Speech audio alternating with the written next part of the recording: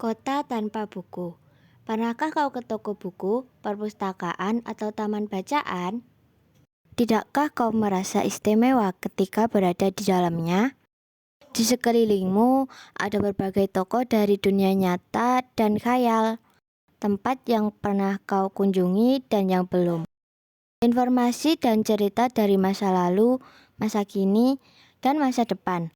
Semua terpadu, semua berada di dalam peganganmu. Saat berada di antara buku, tidakkah kau merasa menjadi raja dan ratu?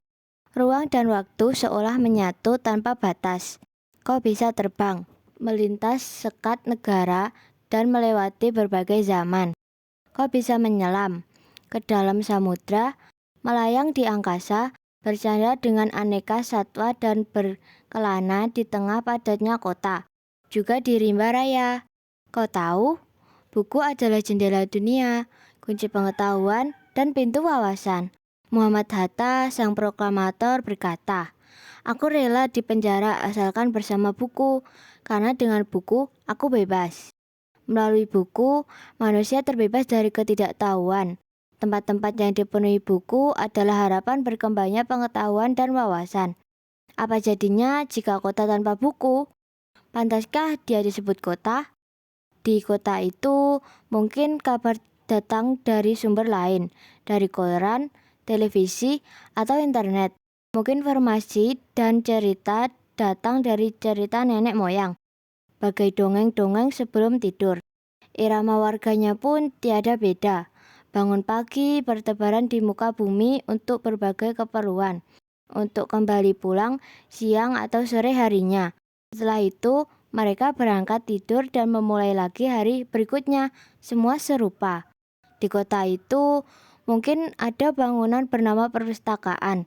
Di dalamnya, buku-buku berderetan dalam rak yang tak terjamah. Tiada tangan meraih dan membuka halaman demi halaman dengan sukacita. Mungkin juga ada tumpukan buku di sudut-sudut sekolah yang sepi dan berdebu. Jarang dikunjungi, jarang dibaca. Buku-buku di sana tengkorok tanpa nyawa. Bagaimana dengan kotamu? Mungkin kau tinggal di tengah kota yang megah, atau di gang sempit, di desa terpencil, di sisi pesisir, atau di kaki gunung.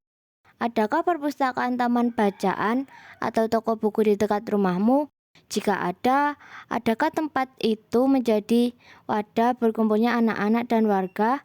Menjadi pusat perkembangannya wawasan dan pengetahuan, atau hanya menjadi pajangan? Maukah kau menjadi orang yang menghidupkannya? Kau bisa mengunjunginya dan mengajak teman-teman membaca dan berbagai cerita di sana. Jadikan tempat itu sumber kegembiraan dan pengetahuan. Jika tempat itu belum ada, maukah kau menjadi orang yang menghadirkannya? Kau bisa memulainya dari sebuah sudut di teras rumahmu. Ajak teman-temanmu memulai langkah baru. Jangan biarkan waktu berlalu tanpa buku. Siapapun dirimu, bersahabatlah dengan buku. Dia akan menjadi teman setiamu sepanjang waktu.